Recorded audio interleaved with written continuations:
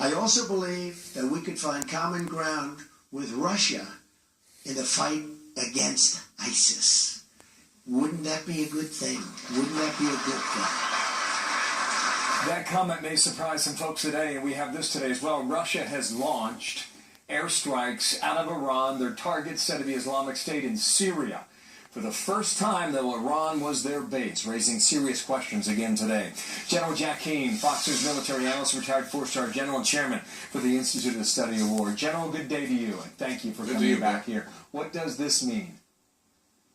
Well, first of all, I don't think we should be involved with Russia, even though we have a common enemy with ISIS. You know, Russia reset the table with us, Bill, when he occupied Crimea, conducted an invasion of eastern Ukraine, both of those without occupation. He's propped up the Assad regime rather dramatically. Now he's assisting them directly. 400,000 dead are the UN numbers now. 9 million people displaced from their homes. And when he began his bombing campaign, the first group that he bombed was the Syrian moderates, and particularly the U.S.-backed moderates that the CIA was arming with TOW missiles. Why we would establish a common goal with Russia when we are at strategic opposites makes no sense. Well, it's a good question. I don't know. Can you answer it? Can you find logic in there? Well, I just think it's the pragmatic approach to having a common enemy is what people are thinking about. Right now, the Obama administration, very quietly, with no announcement, I may add, has begun to share intelligence with Russia on Syria over the objections of the Pentagon, strong objections, and over the strong objections of our intelligence services. I can tell you unequivocally that the Pentagon and our intelligence services do not want to go any further than that and establish a common objective working side by side with Russia dealing with ISIS. Wow. Okay, two more questions here. Russia tries to humiliate the West often, right? I mean, still to this day. I mean, that's part of what Putin's about.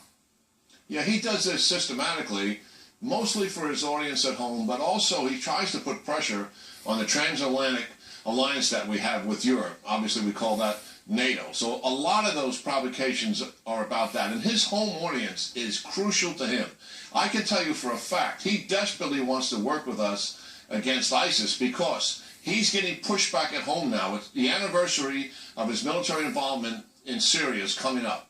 And people are asking the question, well, okay, we propped up the Assad regime. Why are we still there? Well, the reason why he's still there is because the oppositions that he's up against have been more formidable and resilient than he expected. And this thing is lasting considerably longer than he expected. He's getting some tough questions. If he aligns with the United States against ISIS, that takes some of the pressure off him. No question. Is that an invitation we are willing to take, or is that an invitation that only is answered if you've got somebody like Trump in the White House?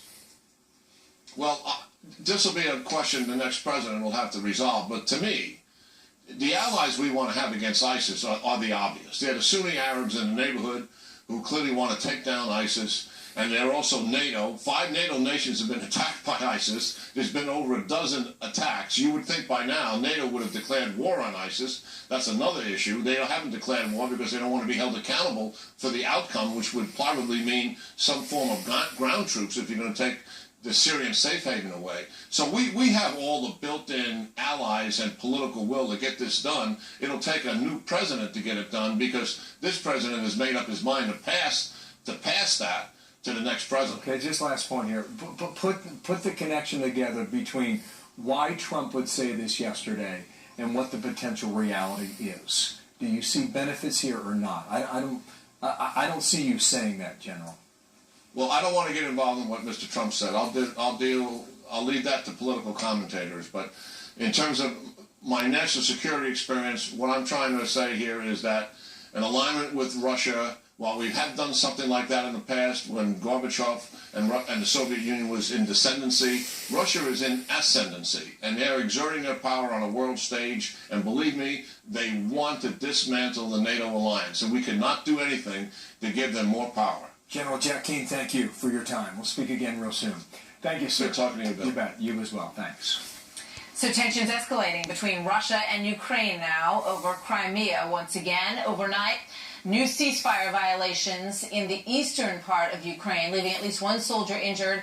And all this happening as Ukraine moves some of its air defense missiles closer to Crimea in anticipation of new Russian movements in that area.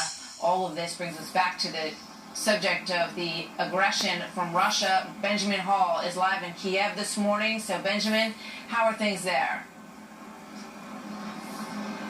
Hi, Martha. Well, as General Keane was just saying there, the war in Ukraine has been going on for the last 2 years. It's been a forgotten war, but over 9,000 people have died, and the escalations that we're seeing recently are very worrying. Cross-border raids, ceasefire problems there, and this leads to one main question. Is Putin going to invade the country? Many people seem to think that he might be. Over the last week, Russia has started live fire exercises in the eastern part of the Mediterranean and also in the Black Sea. In the past, he has used these exercises as a smokescreen for an attack, and some analysts now say that it's only a matter of time. It's very obvious that for Putin, Ukraine is not a real country. He wants to carve it up, and most of it is going to become part of Russia. So far, amid the bitter fighting, Russia has moved thousands of tanks, personnel and anti-missile systems to the borders, which means Russia now has roughly the same number of tanks in the region as NATO has in the whole of Europe. Martha? So what's the response from NATO or from the United States, Benjamin? Well, Joe Biden has called both the Foreign Minister of Russia, Sergei Lavrov, and also reached out to the President of Ukraine, Petro Poroshenko. He's urged calm, but that is all they've said. Many people are asking for more of a response. We have also seen American tanks and soldiers join an annual military drill in neighbouring Poland in a symbolic show of US military involvement here in the region, but many people would ask for more. And this comes at a time when the US is reaching out to Russia to try and do a deal on the Syrian conflict, hoping to find a solution there, which means many people also think that they will perhaps be lenient on Putin if he does any more aggressive actions. And you have the US election in the US, you have Brexit in the European Union, and you have the Olympics keeping people occupied. So many people are saying now is the perfect time for any kind of invasion. So we are watching very closely here in Kiev. We'll keep you up to date. Martha? So true. Thank you very much, Benjamin Hall. In a moment here, a small but notable change to Hillary Clinton's website. While the critics say she's going back